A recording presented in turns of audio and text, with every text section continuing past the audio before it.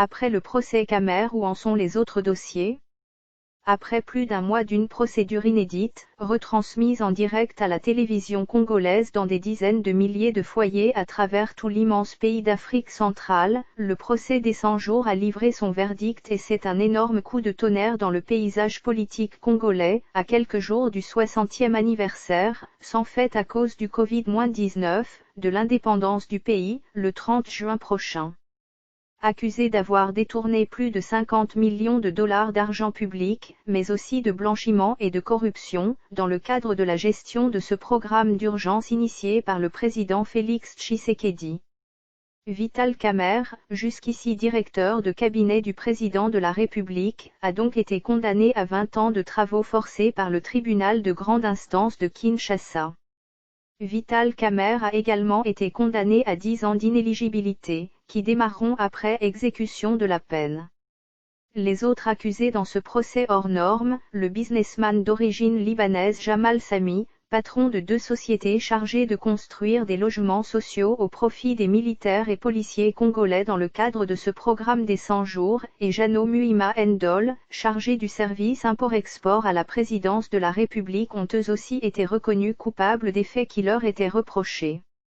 Jamal Sami écope de 20 ans de prison, d'une peine d'expulsion définitive du territoire national après l'exécution de sa peine et d'une amende de 20 millions de dollars. Jano Muhima Ndole est condamné à 2 ans de prison.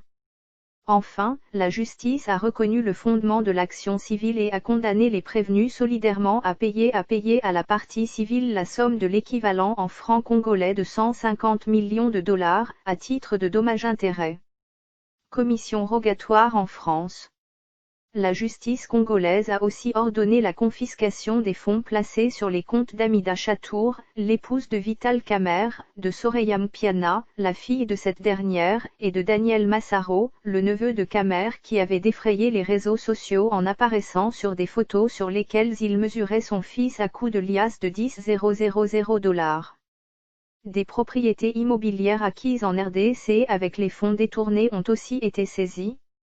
Enfin, on a appris en début de semaine dernière que la justice congolaise avait envoyé une commission rogatoire en France pour enquêter sur des biens acquis dans la banlieue parisienne par le couple Khmer-Chatour. Des biens que le principal prévenu a reconnu avoir achetés lors de son procès. Des voix se font désormais entendre pour appeler la France mais aussi d'autres pays européens, dont la Belgique, à être plus attentifs aux opérations surtout immobilières réalisées par des membres de la nouvelle équipe dirigeante. La condamnation de Vital Khmer a suscité quelques réactions violentes de la part de ses partisans, notamment dans sa ville natale de Bukavu, province Sud Kivu, où des sympathisants de son parti politique, l'Union des nationalistes congolais, UNC, sont descendus dans la rue pour faire entendre leur colère, notamment dans le quartier de Kadutu. Des incendies ont également été boutés à certains endroits de la ville. Khmer n'était pas seul. La condamnation de Vital Khmer, dont les avocats ont annoncé leur intention de faire appel, a aussi entraîné son lot de réactions. Pour les proches de la présidence, généralement avares de commentaires dans ce dossier, cette condamnation démontre la volonté de Félix Tshisekedi de lutter contre l'impunité et de laisser travailler la justice en toute indépendance. Un argument qui fait sursauter les proches de Khmer qui, eux, pointent un doigt accusateur en direction de Tshisekedi. Il s'est débarrassé d'un allié encombrant.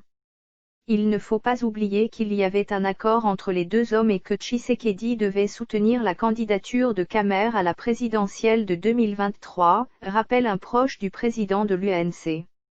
Différentes associations de la société civile congolaise mais aussi le Mouvement Uni, réseau panafricain de lutte contre la corruption, tout en saluant le sursaut de l'état de droit que le peuple voudrait voir se poursuivre, insistent sur le fait que d'autres acteurs clés de cette affaire ne méritent pas d'être soustraits à la sentence retenue contre les prévenus. Elle vise ainsi notamment la banque qui a facilité les transferts et rappelle que le programme des 100 jours ne se résume pas à la construction des maisons préfabriquées. Le programme des 100 jours, ce sont en effet plus de 400 projets dont près de 90% sont des initiatives qui étaient déjà engagées avant l'arrivée au pouvoir de Félix Tshisekedi, selon des déclarations de la présidence congolaise elle-même qui expliquait dans la foulée que seuls 10% de ces marchés ont été passés de gré à gré. Un système d'attribution de contrats qui a rapidement fait réagir les ONG citoyennes de la RDC qui ont fait remarquer que ce système en dehors de tout cadre légal et, souvent, à des prix bien trop élevés, était la porte ouverte à tous les dérapages et ne permettait aucun contrôle réel des dépenses. Voir le communiqué de UNI en dessous du texte. Le 8 janvier dernier, quelques jours avant le premier anniversaire de l'installation de Félix Tshisekedi à la tête de l'État congolais, une ONG congolaise, l'Observatoire de la dépense publique, ODEP, a chiffré le programme des 100 jours initié par la présidence congolaise à 2,5 milliards de dollars.